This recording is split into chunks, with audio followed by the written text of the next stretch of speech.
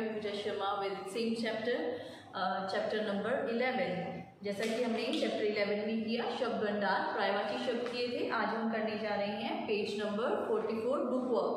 तो आप सभी ने बहुत ही अच्छे से पर्यायवाची शब्द लिखे और मैम को सेंड किए। So it was very good. Today we can start our chapter अभ्यास work. So open your book page number 44। आज हम करने जा रहे हैं इसका रचनात्मक अभ्यास, यानी कि फर्स्ट हमारा जो प्रश्न है, नीचे बने वर्गों को दिए गए उदाहरण के अनुसार उनके पर्यायवाची शब्दों से मिलाइए। जो हमने ऑलरेडी किए हैं, पर्यायवाची शब्द कर लिए सबने, सबको समझ भी आया कि सेम शब्द जो होते हैं बिल्कुल समान शब्दों का, जैसे कि हमारे पास यहाँ है पृथ्वी, तो पृथ्वी का सेम और शब्द क्या होंगे, धरा है, मही, भूमि, ठीक है। इसी तरह से हमें और यहाँ कुछ ऑप्शंस दिए गए हैं जो हमें आज सॉल्व करने हैं, तो मैम के साथ साथ करेंगे, इजीली हो जाएगा। Okay, so let's start chapter 11 question number 1 page number 44 start करेंगे। Handwriting should be neat and clean. प्रश्न 1। तो प्रश्न 1 में इन्होंने दिया है नीचे बने वर्गों में, यानी कि इन्होंने इस तरह से वर्ग बनाए हुए हैं, जैसे कि क्या है, हवा, घर, वायु, खेत, पवन, कमल और समीर, फूल और अगला है अनिल। तो वर्ग का मतलब क्या होता है, मैथ में करते हैं हम, वर्ग में इस तरह का एक बॉक्स बना हुआ है हमारा। अगर आप ध्यान से देखेंगे तो ये बॉक्स बना हुआ है ना, ये देखिए, इसको बोलते हैं वर्ग। इस वर्ग में हमारा जो मेन है, सेंटर पॉइंट क्या है, पवन। तो आपको पवन से पर्यायवाची शब्द लाने हैं कि हम पवन को क्या क्या बोलते हैं, हवा बोलते हैं, राइट, वायु और समीर, ठीक है। तो ये क्या है, हमारे पवन को हमने इन बॉक्सेस में, इस बॉक्स में जो हमें दिए हुए हैं शब्द, इन शब्दों में से हमें उसको मिलाना था, ठीक है, कि पवन को हम क्या क्या बोलते हैं, हवा, समीर और वायु। इसी तरह से हमारा अगला एक और है, चलिए देखते हैं। हमारा आर्य, वारी, भवन, मुल्क, सदन, घर, व्योम, देश, गृह। अब हमें ये जो हमारा है, इसमें से बताना है कि हम पर्यायवाची शब्दों में घर को और क्या क्या बोलते हैं। हम बोलते हैं आलय, ठीक है, और सदन, ठीक है, भवन और गृह। अंडरस्टूड कि घर को हम पर्यायवाची शब्दों में और क्या क्या कहते हैं, आलय, सदन, भवन और गृह। इसी तरह जल, तरु, वृक्ष और हवा, विटक, घर, पेड़ और शेर। तो इसमें आप बताइए, अब कर लिया हमने कि इसका जो है हमारा पर्यायवाची शब्द क्या होगा। पेड़ सभी को पता है, वृक्ष को हम पेड़ बोलते हैं, तरु और विटक क्या बोलते हैं, विटक, ठीक है।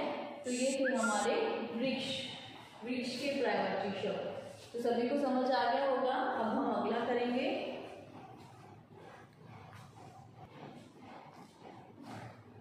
अगला हमारा प्रश्न है, प्रश्न नंबर 2, रंगीन शब्दों के समानार्थक शब्द लिखिए। तो रंगीन शब्दों के समानार्थक, तो बच्चों अगला हमारा प्रश्न है, प्रश्न नंबर 2, रंगीन शब्दों के समानार्थक शब्द लिखकर वाक्य पूरा कीजिए। तो हमारा वही चल रहा है, पर्यायवाची, वही कंसेप्ट है, शेर जंगल का राजा है, उसका अगला हमें एक और वाक्य बनाना है। तो हम यहाँ पर सिंह को क्या बता देंगे, शेर को सिंह, शेर को और हम क्या बोलते हैं, सिंह। सिंह जंगल में रहता है। समझ आया? मीन्स सेम जो है मीनिंग है दोनों का, इससे हमने दो वाक्य बना दिए। पहला वाक्य है शेर जंगल का राजा है, अगला वाक्य है हमारा सिंह जो है जंगल में रहता है। तो शेर और सिंह का मतलब एक ही है, शेर को हम सिंह भी कहते हैं। तो हमने इस तरह से दो वाक्य बनाए। और अगला हम प्रश्न करते हैं इसी तरह से। अगला है हमारा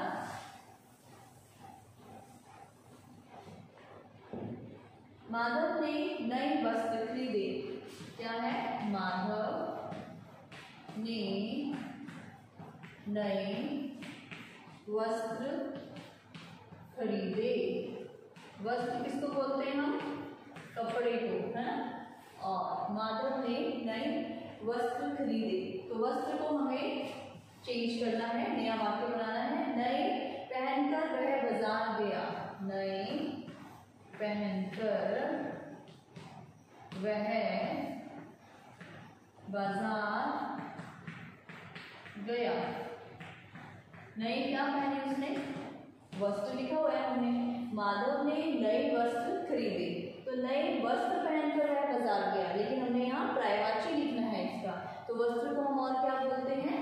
कपड़े। ठीक है, तो हमने यहाँ पे क्या बनाया? नए कपड़े पहनकर वह बाजार गया।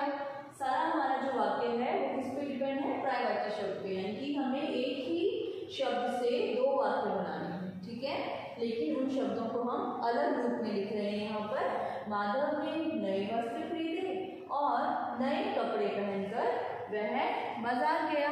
समझ आया? इसी तरह से है हमारा अगला, वायु प्रदूषण से बचो। वायु प्रदूषण से बचो। तो इसके अंदर हमारा कलरफुल वर्ड है वायु। वायु को और हम क्या बोलते हैं हमें वो लिखना है।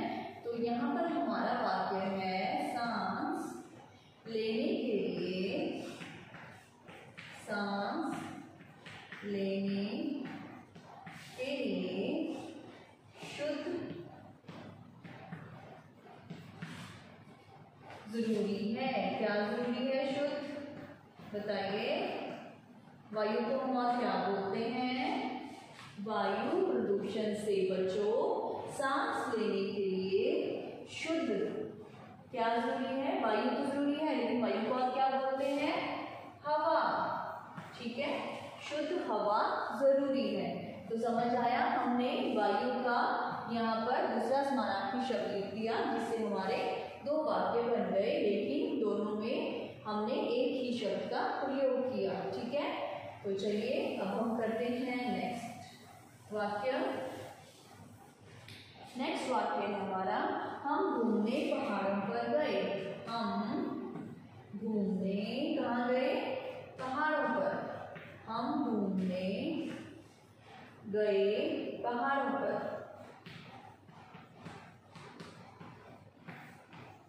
अब यहाँ पर कौन सा समानार्थी शब्द ढूंढना है हमने? किसका? पहाड़ का। ठीक है, तो पहाड़ का समानार्थी शब्द क्या होगा? देखिए, पर घूमना सबको अच्छा लगता है। सबको अच्छा लगता है। पहाड़ों को और हम क्या बोलते हैं? बताइए। हैं हम घूमने पहाड़ों पर गए। पहाड़ों का यहाँ पर हमें नया शब्द बनाना है, तो और क्या बोलते हैं? गिरी, शैल, कुछ भी लिख सकते हैं। गिरी पर घूमना सबको अच्छा लगता है, या फिर शैल पर घूमना सबको अच्छा लगता है। राइट, तो ये था हमारा प्रश्न 2। अब इससे ही रिलेटेड हमारा एक और प्रश्न है, इसका वाक्य जो हम करेंगे। अगला क्या है? सूरज। तो सूरज और सूर्य। ठीक है, अगला बना हुआ है हमारा घर। क्या बना हुआ है? घर बना हुआ है। तो इस घर को हम क्या क्या बोलते हैं? घर, आलय, सदन। पिक्चर बनी हुई है, पिक्चर को देख तो आपको लिखना है। ठीक है, आगे बना है हमारा चांद और चंद्रमा, चंद्र। ठीक है, उसके बाद हमारा बना है फ्लावर यानी कि फूल। फूल को हम क्या बोलते हैं? फूल और पुष्प। अगला है हमारा वर्षा और आसमान। आसमान, पिक्चर को आइडेंटिफाई करना है। आसमान को क्या बोलते हैं हम? गगन। ठीक है, दो लिखने हैं सबके। और उसके बाद हमारा पक्षी, क्या बना हुआ है? पक्षी बना हुआ है। ठीक है, तो पक्षी को और क्या बोलते हैं? पंछी, खग, विहग। ठीक है, तो चित्र देखकर आपको उनके पर्यायवाची लिखने हैं। पहला था हमारा आंख और नेत्र, दूसरा हमारा सूर्य, सूरज, घर, आर्य, चांद और चंद्रमा। दो लिखने हैं आपने। फूल, पुष्प, आसमान, आसमान तो बनाया ही मैंने। आसमान, आसमान में बादल, बारिश। ठीक है, आसमान को क्या बोलते हैं? गगन, पक्षी और पंछी। ठीक है, इसी तरह से हमारा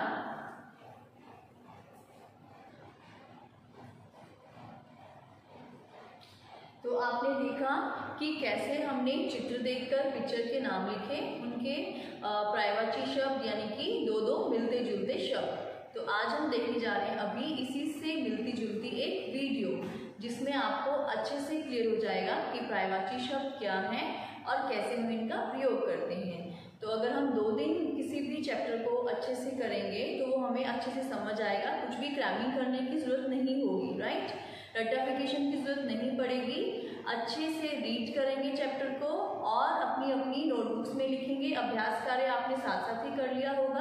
और अब देखते हैं इसी से मिलती जुलती एक वीडियो, जिसमें आप बहुत इंजॉय करेंगे और बहुत कुछ सीखेंगे। तो चलिए देखते हैं वीडियो।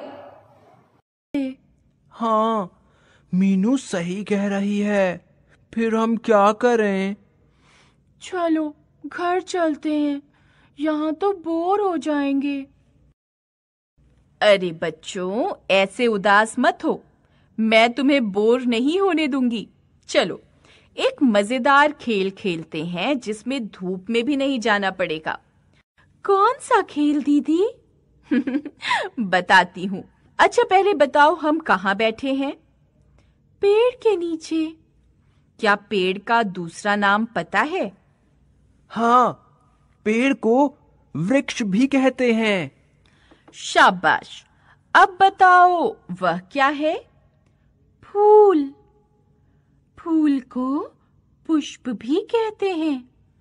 दीदी, क्या एक ही चीज के कई नाम भी होते हैं? हाँ, यही तो खेल है। देखो, जैसे फूल को पुष्प और सुमन भी कहते हैं, वृक्ष और तरु पेड़ के दूसरे नाम हैं। इसी तरह हर चीज के एक से अधिक नाम हो सकते हैं। एक ही वस्तु के एक से अधिक नाम समानार्थी शब्द कहलाते हैं। जिन शब्दों के अर्थ एक समान हो, उन्हें समानार्थी शब्द कहा जाता है। आइए कुछ समानार्थी शब्दों के बारे में जानें। समानार्थी शब्द: अध्यापक, शिक्षक, गुरु। आंख, चक्षु, नयन। काया, तन, शरीर। कमल, जलज, नीरज। दिन, दिवस, वार।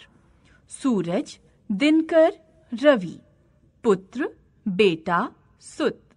पुत्री, बेटी, सुता। हवा, पवन, वायु। फूल, सुमन, कुसुम। पानी, जल, नीर। हाथी, गज, हस्ती। पेड़, तरु, वृक्ष। नारी, औरत, महिला। रात, रजनी, निशा। चंद्रमा, शशि, सुधाकर। दुनिया, संसार, विश्व। ईश्वर, भगवान, देवता, नदी, सरिता, तटिनी, आकाश, नभ, गगन। आइए कुछ समानार्थी शब्द से बने वाक्य देखें। समानार्थी शब्द से बने वाक्य। संसार में मेहनती लोगों का सम्मान होता है। दुनिया में मेहनती लोगों का सम्मान होता है। आकाश में तारे चमक रहे हैं। नभ में तारे चमक रहे हैं। अध्यापक बच्चों को हिंदी पढ़ा रहे हैं। शिक्षक बच्चों को हिंदी पढ़ा रहे हैं। हमने सीखा, एक समान अर्थ वाले शब्दों को समानार्थी शब्द कहते हैं। एक समानार्थी को दूसरे समानार्थी शब्द से बदल देने पर वाक्य के अर्थ में कोई परिवर्तन नहीं होता है।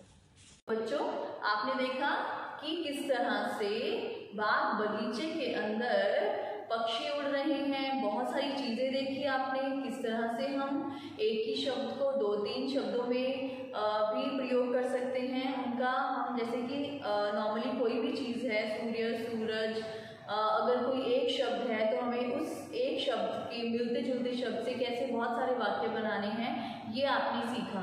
तो हम विलोम शब्द करेंगे अपनी अगली क्लास में, जो इसी चैप्टर के अंदर है। जैसे कि शब्द भंडार, पाठ का नाम क्या है? शब्द भंडार। तो बहुत सारे शब्दों का भंडार है इसके अंदर। बहुत सारी चीजें ऐसी हैं जो आप सीखेंगे। कुछ आपको पहले ही पता है, जैसे कि आपने क्लास सेकंड में भी किया था, छोटे छोटे शब्दों के आपने पर्यायवाची, विलोम, ये सब किए थे। वही हम अब और अच्छे से एक्सप्लेन करने जा रहे हैं। जैसे आपने देखा पर्यायवाची शब्द किसे कहते हैं और उसके आगे आपने 10 शब्द लिखे, ठीक है। इसी तरह से हम करेंगे कल विलोम शब्द, और विलोम शब्दों के आगे किस तरह से उसको हमने करना है, क्या उसकी परिभाषा है, वो हम करेंगे अपनी अगली क्लास में। आज के लिए इतना ही। अपना काम करेंगे अच्छे से और सुंदर सुंदर राइटिंग में लिखकर मैम को सेंड करेंगे, ठीक है। और उसके बाद आपको मिलेगी इस चैप्टर की एक वर्कशीट। जब ये चैप्टर कंप्लीट हो जाएगा फिर आप बहुत अच्छे से वर्कशीट करेंगे अपने आप, ठीक है, जिससे आपको पता चलेगा आपने कितना सीखा, कितना आपको समझ आया बिना मम्मी पापा की हेल्प लिए। चलिए आज के लिए इतना ही। Thank you.